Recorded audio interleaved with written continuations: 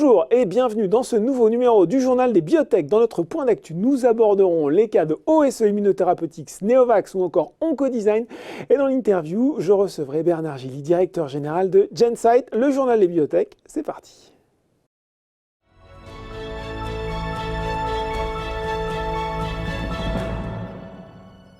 Allez, on démarre ce point d'actu sur les chapeaux de roue avec Pierre-Louis Germain, rédacteur en chef de Biotech Finance. Bonjour Pierre-Louis. Bonjour Laurent. Alors, l'actu cette semaine, c'est un peu OSE, je ne sais pas comment on dit, OSE Immunotherapeutics, avec ce paiement d'étape de Servier, de l'argent frais qui rentre, une bonne nouvelle pour la société. Alors effectivement, Laurent, on en avait parlé d'OSE Immunotherapeutics il y a quelques semaines pour vanter un petit peu leur modèle et leur flux d'actualité attendu cette année. Donc ça commence très bien, voilà. Sur les chapeaux de roue, 10 millions d'euros de milestone de Servier pour OSE 127, donc un des produits de leur portefeuille. C'est un produit qui cible les maladies auto-immunes, qui est actuellement en phase 1, qui va être développé en phase 2 dans la rectocolite hémorragique, donc une maladie auto-immune à partir de 2020. Il y a un deuxième paiement qui est attendu de la part de ce même partenaire, 20 millions d'euros. Ça, ce serait pour l'année prochaine, donc si tout va bien. Donc un autre paiement d'étape, mais je crois qu'il y a un autre groupe aussi, il y a un autre partenariat qui pourrait donner aussi un paiement d'étape, et dès cette année, cette fois-ci. Voilà, alors ça c'est Boehringer Ingelheim, ils ont deux partenaires industriels aujourd'hui, OSE, Servier et Boehringer. Ils attendent de Boehringer 15 millions d'euros de milestone en 2019. Paiement d'étape, comme on dit en bon français. Voilà, exactement. Pour OSE 172, donc cette fois c'est un checkpoint inhibitor, donc ça s'adresse au marché de l'oncologie, de la cancérologie, un CD47.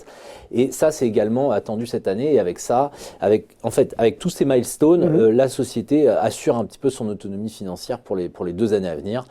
Puis c'est pas dilutif, ça fait quand même plaisir pour les actionnaires qui... C'est tout l'intérêt du modèle et c'est tout l'intérêt du dossier, surtout pour les 12 à 18 mois à venir, c'est qu'il y a ces milestones, ces financements non dilutifs dans un contexte où il fait très très mal, très douloureux en ce moment quand on est une biotech d'aller lever des fonds, il y a des dilutions qui sont terribles pour les actionnaires quand on trouve l'argent, ce qui n'est pas évident. Donc ça c'est vraiment tout l'intérêt d'oser. Et puis il y a une autre chose, non ? On attend aussi des résultats, me semble-t-il, de phase 2, là aussi, au courant de l'année, peut-être ? Alors effectivement, j'allais y venir. Le principal produit d'OSE, c'est pas OSE 127 ni OSE 172, c'est Tedopi, qui est actuellement en développement dans le cancer du poumon non à petites cellules, c'est-à-dire la principale indication du cancer du poumon, qui est lui-même le cancer le plus répandu. Et le produit, il est positionné, alors il est en phase 3 actuellement, il est en phase finale de développement, après échec des checkpoint inhibiteurs. Oula, ça veut dire quoi ça, Pierre-Louis ? Donc des immunothérapies de nouvelle génération. Donc derrière tout ce jargon, on est sur un produit qui va adresser potentiellement des principaux besoins médicaux aujourd'hui en cancérologie. C'est ça. Une application énormissime, potentiellement. Voilà, un marché commercial considérable.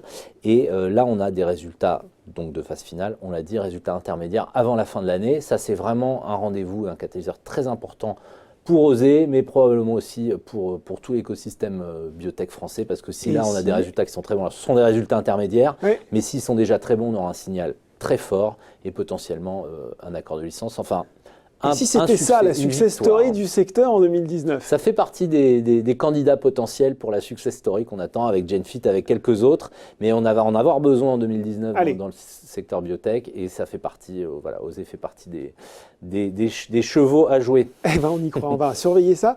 Deuxième valeur sur laquelle vous vouliez revenir cette semaine, Neovax, parce qu'en fait, il n'y a pas forcément de news flow particulier, si ce n'est quand même en bourse. Ça a quand même pris 60% en 3 mois, c'est ça, Neovax alors, faut le dire, c'est une penny stock, donc c'est forcément plus volatile qu'une valeur qui cote un petit peu plus. Est-ce que c'est juste, est-ce que ça pourrait expliquer finalement ce mouvement sur le titre ? Alors, on se souvient, Neovax, ils avaient publié ses résultats de phase 2 dans le lupus avec les IFN-quinoïdes. Miguel Ziller, le CEO, était venu sur ce plateau nous expliquer un petit peu ces résultats compliqués. Alors, effectivement, il y a une très forte hausse. En fait, cette semaine, en début de semaine, on a eu un KOL meeting, c'est-à-dire une rencontre de grands médecins. Key Opinion Leader. Exactement. Okay. Bien réviser vos fiches.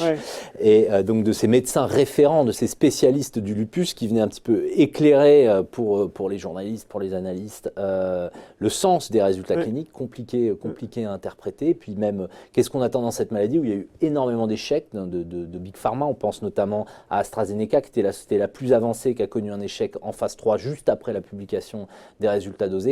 Donc il y a eu voilà, il y a cet éclairage et puis il y a le management qui de continue. Neovax, vous voulez dire. De Neovax, Oui. oui, excusez-moi. Et puis donc le management de Neovax qui continue à dire voilà, nous on se bat pour obtenir une licence, un accord de licence pour porter notre produit en phase 3. On est content de ces résultats de phase 2, on veut aller en phase 3. Il faut un partenaire industriel parce que la société ne peut pas du tout l'assumer. Mais il continue à marteler Il qu'il n'y a y croit. plus beaucoup d'argent dans les caisses. Oui, enfin, il reste quelques millions d'euros de la Oui. trésorerie pour couvrir à peine 2019. Et puis, surtout, le lupus, c'est une indication thérapeutique qui, pour une phase 3, une phase finale de développement clinique, nécessite des centaines de patients, un investissement très lourd, c'est une maladie chronique qui n'est pas mortelle. Enfin, donc il y a une attente, une exigence clinique qui est très élevée. Il n'a jamais été question pour Neovax d'y aller seul. Ouais, Hein. Donc il leur faut un partenaire, ça fait plusieurs mois qu'on attend. Oui. Les données de l'équation ne sont pas évidentes parce que le critère principal de l'essai de phase 2, il n'a pas été atteint. Oui. Et il y a donc des critères secondaires encourageants, en fait. Et des critères secondaires encourageants. On a un bon cocktail de potentiel et de risques dans cette. C'est la dernière carte à jouer pour la société, qui a déjà connu 2 échecs dans son histoire. Et en même temps, dans le lupus, il y a eu l'échec d'AstraZeneca récemment. En début d'année 2018, il y a eu l'échec d'Ablinx-Sanofi. Donc il y a vraiment un espace à occuper. Il y a vraiment un besoin thérapeutique massif, beaucoup d'échecs. Et eux, ils ont une technologie différenciante.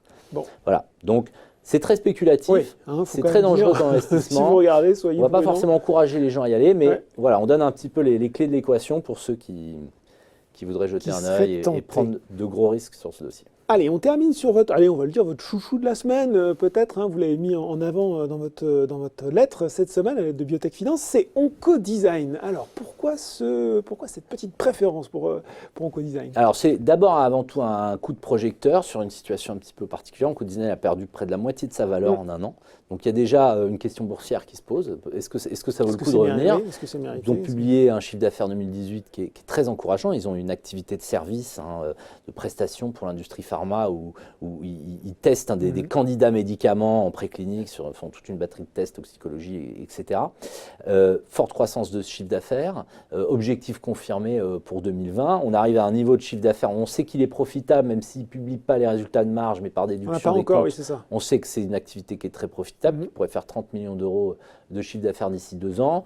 Ça donne déjà une biotech qui est sous-valorisée par rapport à sa seule activité de service. Est-ce que c'est vraiment une biotech, ça ? C'est le profil d'une société, ce qu'on appelle des fois les CRO qui organisent des tests. C'est encore une biotech ? Alors, Oncodesign, c'est vraiment une société qui a 2 visages. Il y a cette activité de CRO, de prestataire en recherche et en découverte.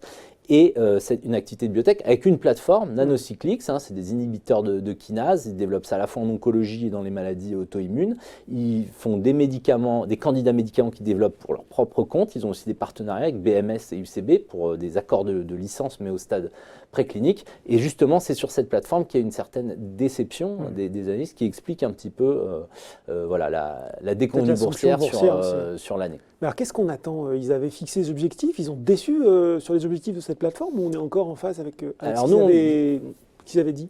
Alors, les analystes sont déçus parce qu'il n'y a pas eu de milestone de la part de ces 2 partenaires, BMS et UCB, et parce qu'il n'y a pas eu d'entrée en préclinique réglementaire, c'est la dernière étape de la préclinique, pour les 4 Là, on est même avant, produits. pour les gens qui nous regardent, on est même avant la phase 1. Là, oui, avec Oncodesign, on est avant la phase 1. On est avant, d'accord. Mais on valorise quand même parce qu'il y a des partenaires, il y a des sociétés industrielles, pharma, qui ont signé des accords avec une plateforme qui est très originale, très intéressante, donc on la valorise dès la préclinique.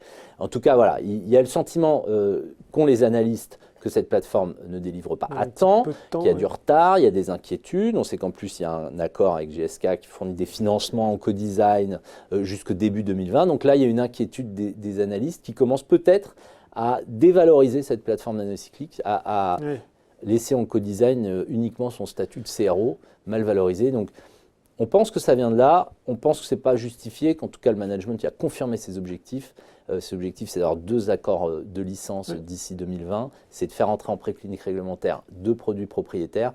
Ils les ont maintenus, donc on pense qu'il y a une dégradation un peu trop rapide, un déclassement un peu trop rapide d'Oncodesign et qu'il faut donner sa chance aux produits. Voilà, aux produits et aux dirigeants de la société qui ont confirmé leur objectif ces derniers jours. Eh bien, c'est dit. Merci Pierre-Louis Germain. Merci, Tout Laurent. de suite, c'est l'interview dans le Journal des Biotech.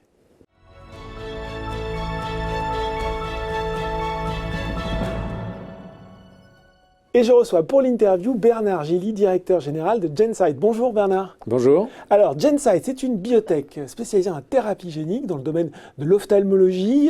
Vous avez notamment votre candidat médicament le plus avancé, GS10, qui vise à traiter la neuropathie héréditaire optique de Leber. Est-ce que vous pouvez nous en dire à la fois un petit peu plus justement sur cette technologie de la thérapie génique appliquée à cette pathologie? Oui, bien sûr. Alors, la thérapie génique, c'est assez simple. L'idée, c'est de remplacer un gène qui ne fonctionne pas ou qui fonctionne mal à l'intérieur de la cellule. Donc, pour ça, on utilise en général des vecteurs.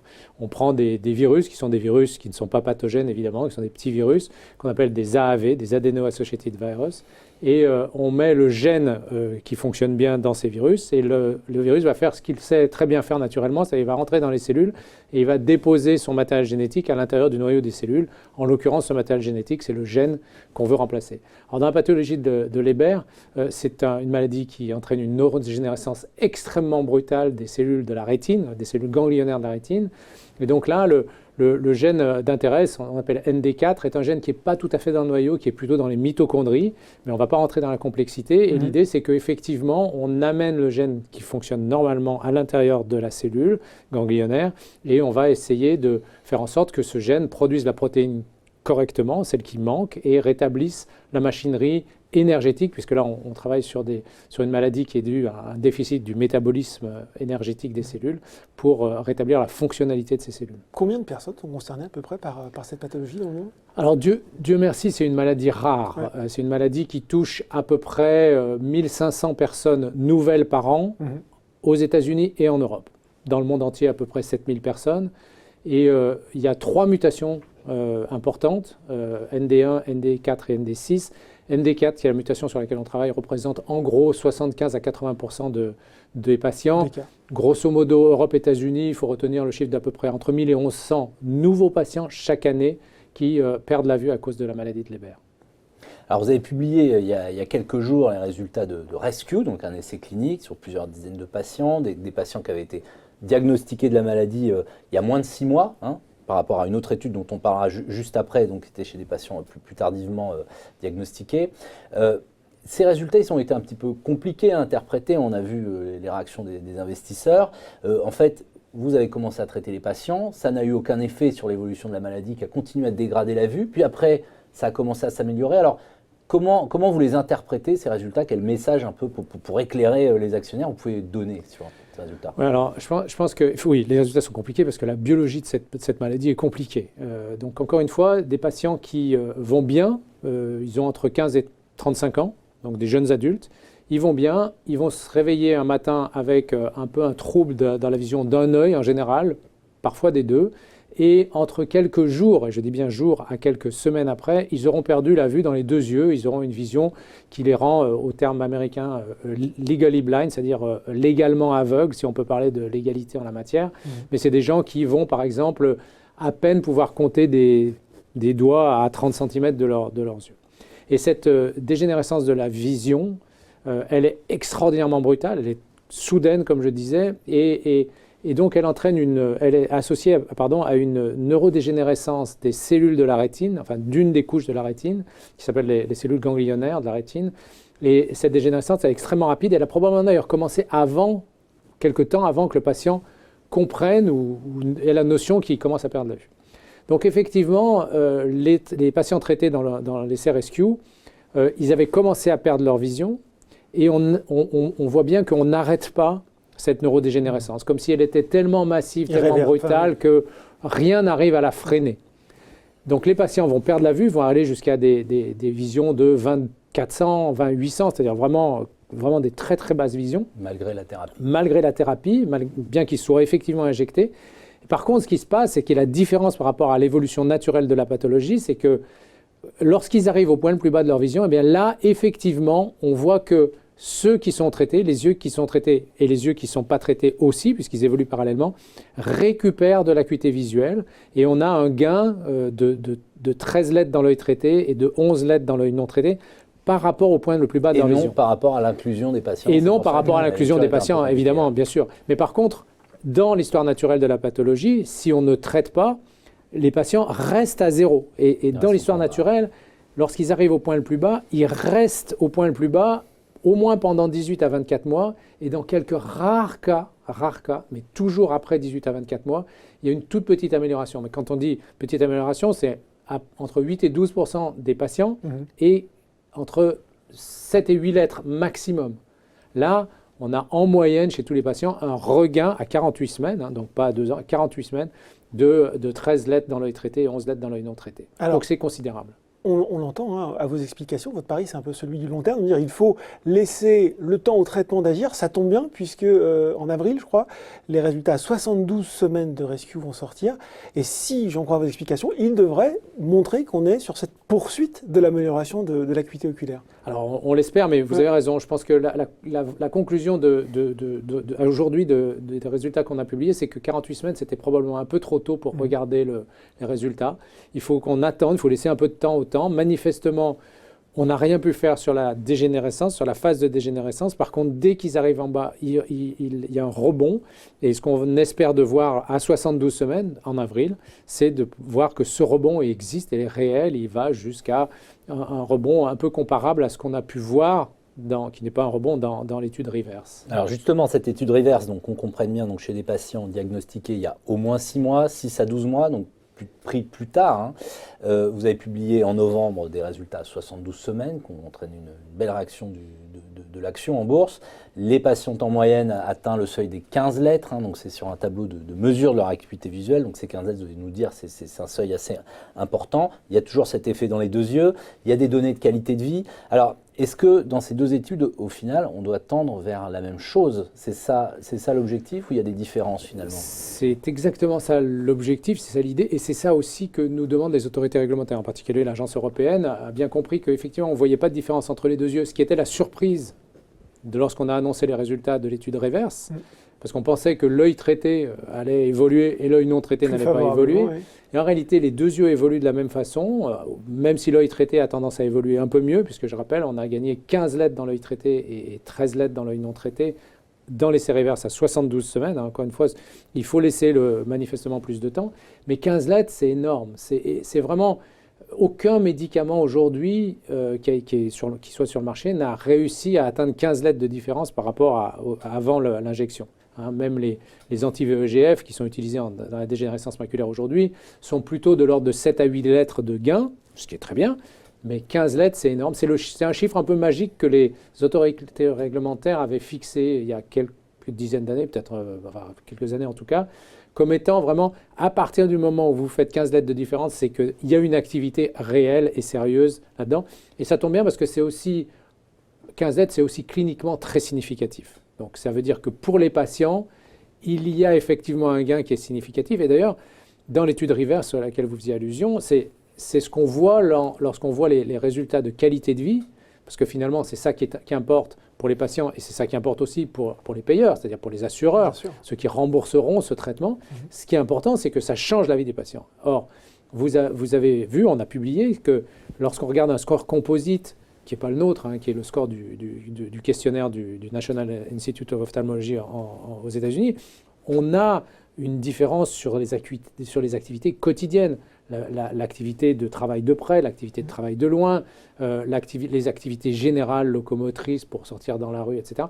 Tout ça évolue de façon massive, de façon des fois ça double par rapport à avant l'injection. Donc on a vraiment un effet sur la qualité de vie des patients qui est patent, qui correspond à cette amélioration de leur acuité visuelle. Alors justement, on parlait des études à 72 semaines pour Rescue. En mai, un calendrier bien chargé en 2019. Cette fois-ci, on aura Reverse à 96 semaines.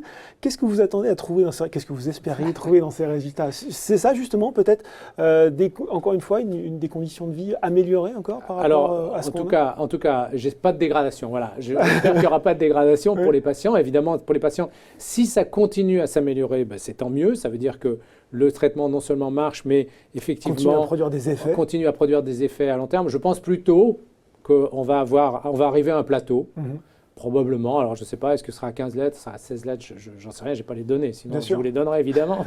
mais voilà. Et si on peut atteindre ce plateau, c'est vraiment très intéressant parce que ça veut dire qu'on soutient le niveau auquel on est arrivé. 15 lettres, encore une fois, c'est vraiment quelque chose de très important.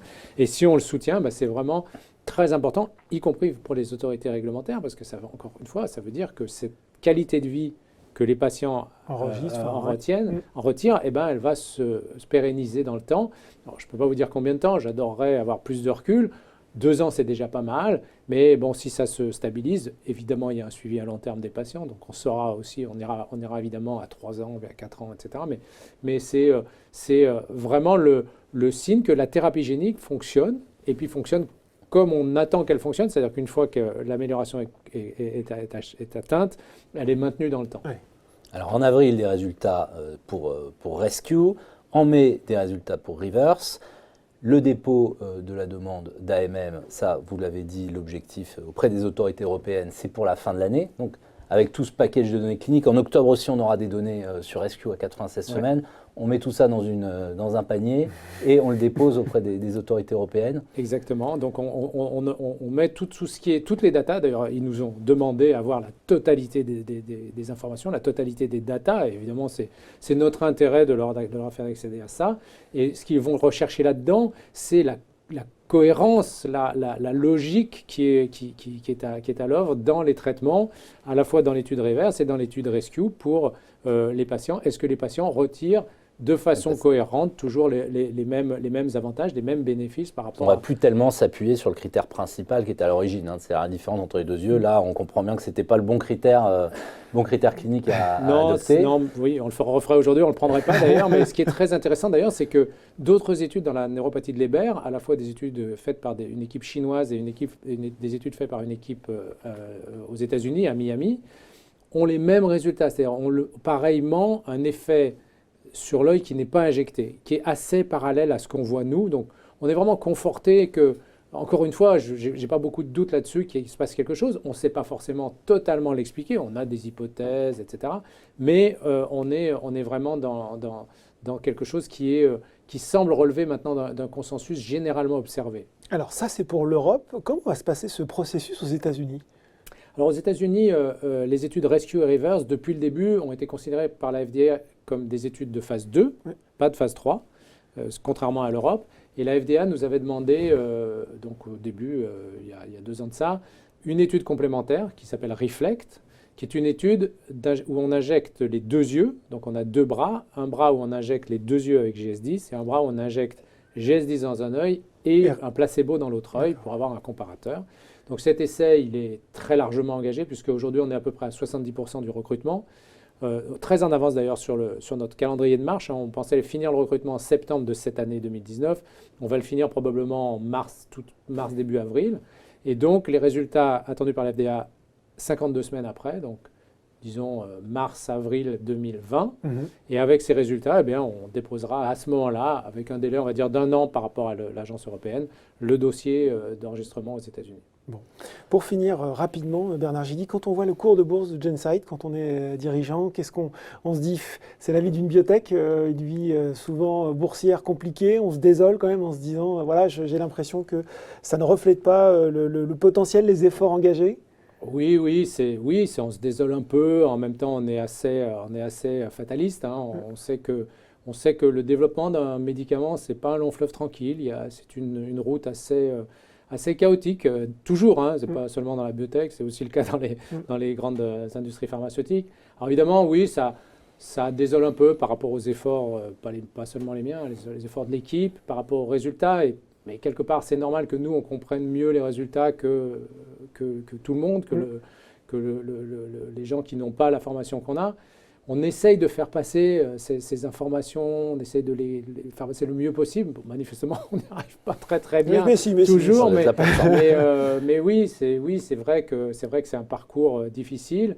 Et en même temps, le message, c'est que, parce qu'on lit ce qui se dit sur les forums, mais on est évidemment très loin de s'en moquer et on fait vraiment tout ce qui est en notre possible pour informer les gens, mais quand on n'a rien à dire, on ne peut rien dire. Et c'est vrai que souvent, il y a des temps dans le développement pharmaceutique qui sont longs et où le marché attend des informations et on n'a rien à dire. Alors, c'est un peu compliqué par moment. Bon, en tout cas, il va y en avoir des choses à dire sur cette année 2019, avril, mai, octobre, et on l'espère une demande d'autorisation de mise sur le marché d'ici la fin de l'année. Merci Bernard Gilly d'avoir été avec nous aujourd'hui. Merci à vous.